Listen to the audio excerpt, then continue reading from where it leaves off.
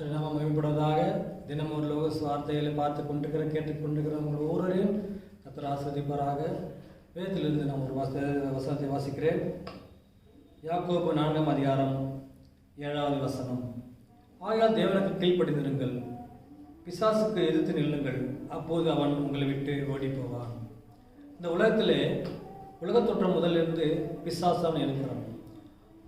ஆண்டவராக இயேசு கிறிஸ்து இந்த உலகத்தில் வருவதற்கு காரணமாக இருந்தது. இந்த உலகத்தில் பாவம் வந்ததற்காக ஆண்டவர் இயேசு கிறிஸ்து இந்த உலகத்தில் வந்தார். அந்த பாவம் செய்வதற்கு மூல காரணமாக இருந்தது இந்த பிசாசு என்கிற சாத்தான். ஆண்டவர் ஏவாளையும் ஆதாமையும் ஏதோடத்தில் வைத்திருக்கும் போது அங்கே பிசாசானவன் இருந்து பிசாசானவன் மூலமாக ஏவாள் மூலமாக பிசாசானவன் இந்த உலகம் முழுவதுமாக பாவத்தை செய்வதற்காக அவன் ஒரு காரியத்தை செய்தான். அதற்கு முன்னதாக பரலோகத்தில் ஆண்டவரோடு இருந்த தூதர்கள், ஆண்டவரோடு சஞ்சரித்து கொண்டிருந்த அந்த பிசாசானவன் ஆண்டவருக்கு மேலாக செல்வேன், வானத்தில் மேலாக நான் சிங்காசனம் அமைப்பேன், வடபுறங்களில் இருக்கிற ஆறுகுண்டலுக்கு நான் மேலாக நான் நிற்பேன் என்று அவன் தன்னைத்தானே உயர்த்தினாலே அவன் அதல பாதலம் தள்ளப்பட்டான் என்று ஏசாயால 14 பார்க்கிறான். அவன் அப்படியாக தன்னைத்தானே உயர்த்தினதாலே ஆண்டவனை கீழே தள்ளினான். அவன் மிகவும் அழகுள்ளனாக இருந்தான், அவன் பூர்ண அறிவுள்ளனாக இருந்தான் என்று பார்க்கிறோம். அப்படிப்பட்ட ஒரு தேவதூதன், அப்படிப்பட்ட தூதனாக இருந்த அவனை ஆண்டவர் கீழே தள்ளினார். அவன் தன்னைத்தானே உயர்த்தினாக இருந்தான். அப்படிப்பட்ட ஒரு பிசாசின் கிரியைகள் இப்போது உலகம் முழுவதுமாக இருக்கிறது. அதுதான் இதில் பார்க்கிறோம், பிசாசுக்கு எதிர்த்து நில்லுங்கள் என்று இருந்தான். ஏதே தோட்டத்தில் அவன் இருந்தவன், ஆண்டவரோடு இருந்தவன். ஆனால் அவனை ஆண்டவர் கீழே தள்ளினாலே அவன் அழகுள்ளவனாக இருந்தான். அவனை கர்த்தர் என்ன பண்ணாரு, அந்த அழகை அவனை மாற்றி அவன் ஒரு சாம்பலை போல ஆனான், ஒரு கருத்தவனாக ஆனான் என்று பார்க்கிறான். அவன் எல்லா ஜனங்களையும், ஒரு கூட்ட ஆத்மாக்களையும் ஒரு கூட்ட ஜனங்களையும் தமிழத்தில் இழுப்பதற்காக அவன் வேலை செய்து கொண்டிருக்கிறான். ஆண்டவர் அவன் தலையை நசுப்பதற்காக இந்த உலகத்திலே மனுஷனாக அவதரித்து வந்து ரத்தம் சிந்தி சிலுவையில் மறிக்கும் பொழுது அவன் தலையை நசுக்கப்பட்டு அவனுடைய பாவங்கள்லாம் மன்னிக்கப்பட்டது. அதுக்கு தான் ஆண்டவர் இயேசு இந்த உலகத்தில் வந்தார். ஆனால் பிசாசான ஒவ்வொரு நாளும் இந்த உலக தோற்றம் முதல் ஆண்டவர் இயேசு கிறிஸ்து 2ஆம் வருகையின் காலம் வரைக்கும் அவன் இந்த உலகத்தில் இருப்பான். எல்லாரோடு அவன் சஞ்சரித்து கொண்டிருக்கிறான். காணக்கூடாத ஒரு பிசாசானவன் ஒரு சுரூபம் இல்லாதபடி அருவமாக இருக்கிறான். ஆனால் அவனை எதிர்த்து போராடுகிற ஒரு காரியம் மிகவும் ஒரு சவாலாக நமக்கு இருக்கிறது. அந்த காலத்தில் சண்டை போட வேண்டும் என்றால் பார்த்திங்கன்னா யுத்தம் நடக்கும். அப்போ ஒரு நாட்டோடு இன்னொரு நாடு நடக்கும், அல்லது ஒரு இனத்தோடு இன்னொரு இனம் நடக்கும். அப்போ அவர்கள் கத்தியோடும் பட்டயத்தோடும் கேடயத்தோடும் நின்று போரிடுவார்கள். ஒன்று தோல்வியாளர்கள் அல்லது வெற்றி பெறுவார்கள். ஆனாலும் அது இந்த காலத்தில் பார்த்திங்கன்னா குண்டுகள், துப்பாக்கிகள், பீரங்கிகள் இதன் மூலமாக போரிடுவார்கள். இது மனிதர்கள் மூலமாக நடக்கின்ற ஒரு யுத்தமாக இருக்கிறது. எதிர்த்து போராடுவார்கள். ஆனால் பிசாசானவனை நம்ம எதிர்த்து போராட வேண்டும். அவன் நம் கண்ணுக்கு தெரியாதவன், அவன் மறைவாக இருப்பவன். ஆனாலும் நம்ம செய்கிற எல்லா விதமான பாவங்கள், எல்லா விதமான அக்கிரமங்கள், எல்லா விதமான செய்கைகளுக்கும் மூலகத்தாக இருப்பது இந்த பிசாசானவன்.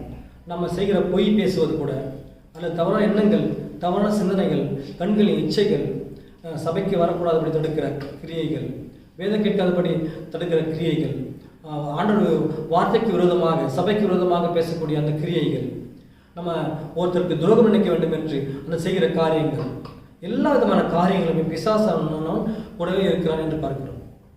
அவன் பாவம் செய்வதற்காக இந்த உலகத்தில் வந்தான். எல்லாருக்கும் பாவம் செய்து ஒரு கூட்டத்தை அவன் தன் பக்கம் இழுத்து கொண்டே இருக்கிறான். நாம் அதிலிருந்து மேற்கொள்ள வேண்டும், அவனை எதிர்த்து நிற்க வேண்டும் என்று தான் இதில் பார்க்கிறோம். பிசாசுக்கு எதிர்த்து நிற்க வேண்டும். அப்போது அவன் உங்களை விட்டு ஓடி போவான். அவன் நம்ம விட்டு ஓடி போக வேண்டும் என்றால் என்ன பண்ணோம், அவன் எதிர்த்து நிற்க வேண்டியவன் நாம் இருக்க வேண்டும். பிசாசு ஆண்டவருக்கு இயேசு கிறிஸ்துக்கு இந்த சோதனை வந்தது. அவன் சோதனை செய்வான். நம்ம என்னதான் எதிர்த்து இருந்தாலும், ஆண்டவரோடு இருந்தாலும் அவன் எதிர்த்து நமக்கு சோதனை செய்கிற சோதனையோடு நம்மளை எதிர்த்து நிற்ப ஒரு பிசாசாக இருக்கிறான். அப்போது ஆண்டவர் இயேசு கிறிஸ்து அவனை எதிர்த்து நின்றார். அவனை எதிர்த்து நின்றவனோ அவர்கிட்ட சிறிது காலம் ஓடி போனான் என்று பார்க்கிறோம். அவன் சிறிது காலம் ஓடி போவான், ஆனாலும் மறுபடியும் அவன் வருவான். நம்ம திரும்பி பாவம் செய்ய வேண்டும், நம்ம திருப்பி ஆண்டோடு விலகி இருக்க வேண்டும் என்று அவனுடைய எண்ணம். நம்ம ஆண்டோடு இருந்தால், ஆண்டவர் நம்மிடத்தில் இருந்தால் அந்த பிசாசை நம்ம விட்டு ஓடி போவான். நம்ம மனதில் நம்மளோட உள்ளத்திலே யார் இருக்கிறார்கள் என்று நீங்கள் பார்க்க வேண்டும். ஆண்டவர் இருந்தால் அதில் பிசாசு வரமாட்டான். வெறுமையாக காலியாக இருந்தால் பிசாசு வருவான். நம்ம செய்கிற காரியங்கள் எல்லாவற்றிலுமே பிசாசு நமக்கு முக்கிய பங்கு இருக்கிறது. நம்ம என்ன செய்ய வேண்டும் என்று அவன் நம்ம மனதில் உள்ளத்தில் வந்தால் நம்ம அந்த காரியத்தை நம்ம என்ன பண்ணுவோம், நம்ம மேற்கொண்டு செய்வோம். நம்ம மேற்கொண்டு நம்ம பார்க்குற எல்லாமே ஒரு செம்மையான வழிகளாக இருக்கிறது.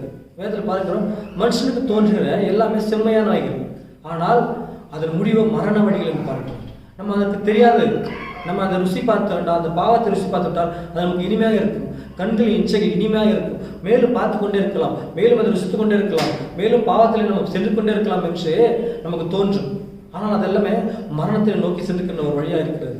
பிசாசனம் இதான் செய்து கொண்டிருக்கிறான். இப்போ இருக்கிற எல்லா கிறிஸ்தவ மக்களுக்கும் பிசாசனம் ஒரு பெரிய ஒரு போராட்டமாக இருக்கிறான். அவனை எதிர்த்து போராட வேண்டும். ஆண்டவர் நம்ம இடத்துல இருக்கிறார் என்று நம்ம விசுவாசிக்க வேண்டும். கர்த்தர் நம்ம இடத்துல இருக்கிறார் என்று நீங்கள் விசுவாசிக்க வேண்டும். ஆண்டவர் நம்ம இடத்துல இருக்கிறார் அப்படின்னு நீங்கள் நினைக்கும் போது அப்போது அவன் நம்ம விட்டு ஓடி போவான். இப்போ அநேகத்தில் பார்த்தீங்கன்னா ஆண்டவர் இயேசு கிறிஸ்து ஊழியத்தின் பாதையில் இருக்கும்போது அநேகமான பிசாசுகளை துரத்தினார் என்று பார்க்கிறோம். அவர் பிசாசை துரத்துவதாக அவர் சுற்றி திரிந்தார், நடந்திருந்தார் என்று பார்க்கிறோம். இந்த உலகம் அனைத்தும் மோசம் போக்குவதற்கான ஒரு சாத்தான், பிசாசு என்று சொல்லக்கூடிய சாத்தான் இந்த வெளிப்படத்தில் பார்க்கிறோம். உலகம் அனைத்துக்கும் மோசம் போக்குகிற ஒருவன் அவன். நம்ம மேற்கொண்டு செல்லாதபடி, ஆண்டத்தில் செல்லாதபடி அவன் நம்ம இடத்துல நம்ம மறு பாவத்தில் செய்து கொண்டே இருக்க வேண்டும், பாவம் செய்து கொண்டே இருக்க வேண்டும் என்று நினைக்கிற ஒருவன். நம்ம அவன் விட்டு விலகி இருக்க வேண்டும்.